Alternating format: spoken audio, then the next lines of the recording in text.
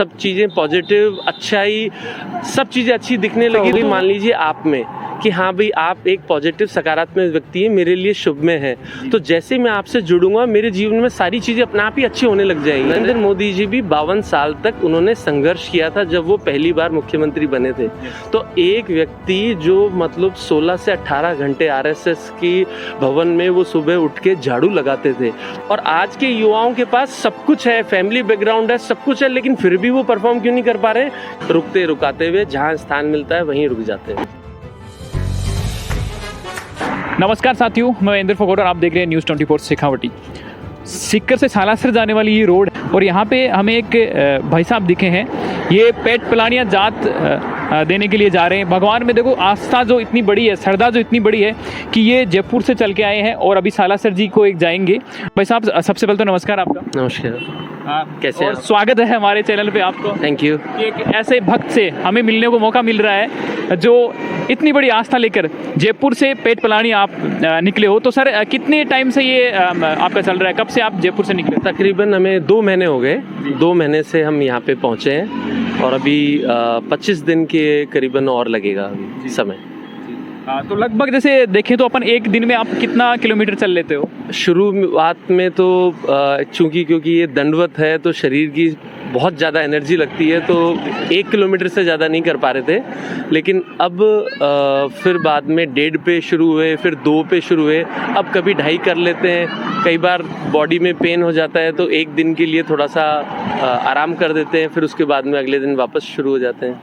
बेशक ये तो ज़रूरी है कि भगवान भी ये देखते हैं कि ये जो इसको 1 किलोमीटर कर रहा है तो इसको परेशानियां आ रही हैं, कष्ट आ रहे हैं, तो उसके बाद की हिम्मत तो फिर वो वही देते हैं। और मेरा ये मानना है कि पहले दिन से ही ये जो मतलब करने की शक्ति और प्रेरणा ये भगवान ने ही दी है, हनुमान जी भगवान ने ही दी है। भक्ति के प्रति कब से आप इंटरेस्टेड? जी मैं 2001 में, जैसे अपन 31 दिसंबर आती है तो हम हर साल कुछ ना कुछ नए रेजोल्यूशंस लेते हैं कि इस साल हम ये अच्छी आदतें अपने जीवन में लाएंगे।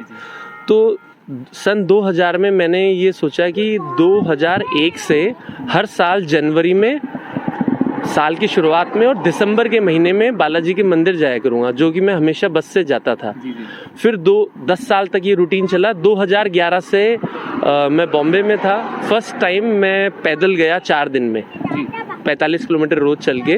तो वो चीज़ जब मेरा सिलसिला 2011 से शुरू हुआ और भगवान के प्रति मतलब जैसे कि मैंने कहा ना, सिर्फ पहले बस से जाते थे, 10 साल बस से गए, फिर बाद में पैदल जाने लगे, तो वहीं से प्रेरणा, जीवन में परिवर्तन, सब चीज़ें पॉजिटिव, अच्छाई, सब चीज़ें अच्छी दिखने लगी। तो वो प्रेरणा बढ़ते बढ़ते कहीं ऐसा लगता है कि भगवान ने ही प्रेरणा दी ये अब आज दंडवत करने के लिए भी। जो आपकी जो श्रद्धा है इसमें बहुत ज़्यादा पैसेंस की ज़रूरत होती है, बहुत ज़्यादा फिजिकल वर्क की ज़रूरत होती है।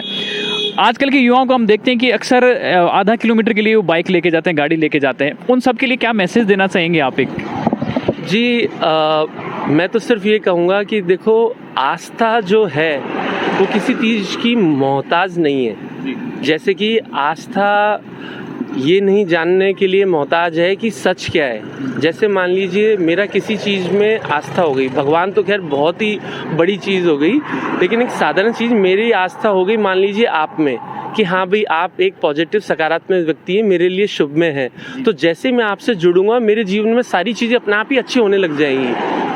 अब आपने बात करी यूथ की कि यूथ आजकल मतलब इतना थोड़ी सी दूर भी नहीं जा पाता है, तो उसका कारण क्या है? देखो, हमारा भगवान के प्रति प्रेम नहीं है, ध्यान नहीं है। जहाँ हमारा प्रेम होता है उसके लिए हम, जैसे मैंने कहा, पहले बस से, फिर पैदल और आज ऐसे भी जा रहे हैं। तो जहाँ प्रेम है वहाँ कष्ट कभी नहीं होगा। तो जो भी लोग आज के युवा बाइक से या जहाँ पे भी जाते हैं तो उनका प्रेम उसमें है। अगर आपका प्रेम भगवान में होगा तो भगवान आपको वो शक्ति देंगे। ये तो खैर चलो 200 किलोमीटर की है, 200 किलोमीटर के आप 2000 किलोमीटर के लिए चले जाएंगे।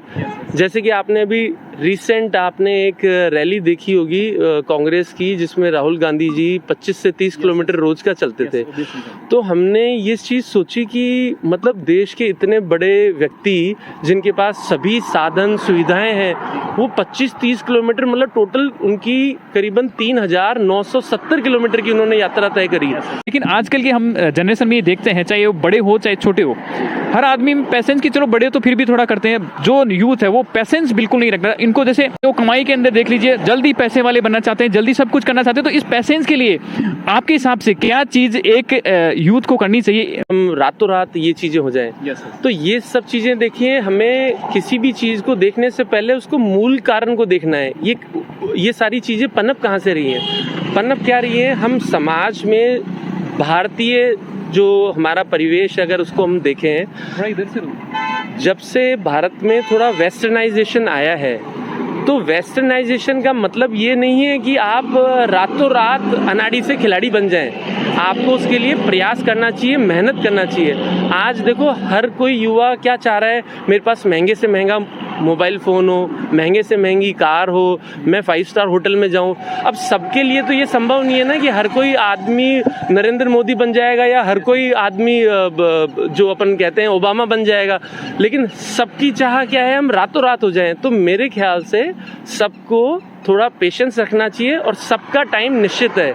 नरेंद्र मोदी जी भी 52 साल तक उन्होंने संघर्ष किया था जब वो पहली बार मुख्यमंत्री बने थे। तो एक व्यक्ति जो मतलब 16 से 18 घंटे आरएसएस की भवन में वो सुबह उठ के झाड़ू लगाते थे, तो उनमें कितना पेशेंस था, जबकि उनका फैमिली बैकग्राउंड कुछ नहीं था। और आज के युवाओं के पास सब कुछ है, फैमिली बैकग्राउंड है, सब कुछ है, लेकिन फिर भी वो परफॉर्म क्यों नहीं कर पा रहे? क्योंकि मेहनत कोई नहीं करना चाहता और रातों रात सबको सफलता चाहिए। तो मैं यहाँ पे ना ही मैं कांग्रेस की तरफ हूँ, ना ही मैं बीजेपी की तरफ हूँ। मैं तो एक व्यक्ति का उदाहरण ले रहा हूँ कि नरेंद्र मोदी जी के पीछे मैं पॉजिटिव चीज़ क्या देखता हूँ कि उनका 16 से 18 घंटे का संघर्ष ने उन्हें यहाँ पहुँचा दिया, एक साधारण से व्यक्ति को। तो मेरे हिसाब से हर व्यक्ति को अपने समय का इंतजार करना चाहिए कि जैसा उनका 52 के एज में समय आया, तो हम सबका भी समय निर्धारित है, तो हमें पेशेंस नहीं खोना चाहिए।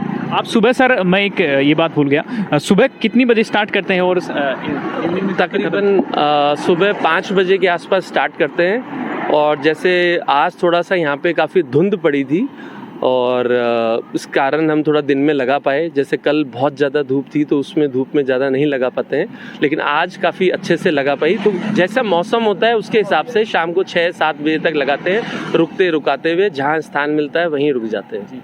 अगर हमारा फिजिकल वर्कआउट नहीं होगा तो जो शरीर में हमारी डेली की कैलोरीज जो अपन खा रहे हैं वो मतलब डाइजेस्ट ही नहीं हो रही है, तो वो फिर बाद में वो कहीं ना कहीं फटेगी। तो फटेगी कहाँ? कि छोटी सी छोटी बात पे, जिस पे मान लो गुस्सा नहीं आना चाहिए, उस पे एक छोटे से छोटे बच्चे भी गुस्से करने लग जाते हैं। आजकल हम देखते हैं, एक आपने थोड़े समय पहले उदाहरण देखा था, शायद बहरोड या शाहपुरा में एक बच्चे का जन्मदिन था।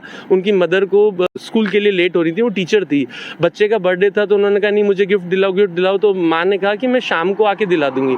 बच्चे में इतना पेशेंस नहीं था, वो गुस्सा होके रात को माँ आई तो उसने एक लेटर लिखा, आपने भी न्यूज़ पढ़ी होगी कि ना आज के बाद मम्मा आप कभी भी स्कूल के लिए लेट नहीं होंगी, और उस छोटे से बच्चे ने सुसाइड कर लिया।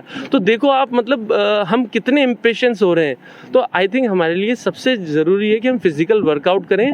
जैसे ही हम फिजिकल वर्कआउट करेंगे, थोड़ी सी शरीर में थकान होगी, हमारा ये जो गुस्सा, जो हमारी इंद्रियां इधर उधर भटकती हैं, ये सब संतुलित होंगी और दिमाग संतुलित रहेगा। और दिमाग संतुलित होगा तो पूरा एक समाज हमारा एक संतुलित बनेगा। तो सर आपको हम शुभकामनाएं देना चाहेंगे बहुत बहुत कि आपके अंदर, क्योंकि हमने देखा लोड्स ऑफ पॉजिटिविटी है, निस्वार्थ भाव से भगवान के संपर्क में है, या अपने रिश्तेदारों के संपर्क में है, या अपने मित्रों के संबंध में, कहीं पे भी आप निस्वार्थ भाव से होंगे ना, तो आपको जीवन में चारों तरफ से वो प्रेम स्नेह मिलेगा कि आप खुद स्तब्ध हो जाएंगे कि मतलब मेरे जीवन में इतनी रातों रात उन्नति कैसे हो रही है। फ़र्क सिर्फ इतना है, आजकल हम हर जगह कोई ना कोई हमारा स्वार्थ ढूंढते हैं। अरे भगवान हनुमान जी के पास तो वरदान है, पवन जैसी तो शक्ति, हवा जैसी शक्ति, और उनकी जैसी बुद्धि और बल संसार में और कहीं पे नहीं है। तो ये 3 चीज़ों से हनुमान जी मतलब किसी को भी दे सकते हैं, लेकिन हम निस्वार्थ भाव से उनके पास जाएं तो सही। तो मेरा एक मैसेज है सभी लोगों को कि भगवान को निस्वार्थ भाव से याद करें। हम कभी ना कभी हमारे जीवन में कोई परेशानी आती है तब हम भगवान के पास जाते हैं। अरे बिना परेशानी के भगवान के पास आप जाइए ना, तो आपके जीवन में कभी परेशानी नहीं आएगी, और आएगी भी तो आपके जीवन में पेशेंस इतना होगा कि आपको ये ध्यान होगा भगवान सब ठीक कर देंगे, और वाकई सब कुछ ठीक हो ही जाता है। लेकिन हमें भगवान के संपर्क में निस्वार्थ भाव से रहना होगा। इस वीडियो को आप ज़्यादा से ज़्यादा लोगों के साथ शेयर कीजिएगा और ज़्यादा से ज़्यादा यूथ लोगों के साथ शेयर कीजिएगा कि किस तरीके से पैसेंज से हम कुछ भी हासिल कर सकते हैं, कितनी भी चाहे मुश्किलें क्यों ना हो।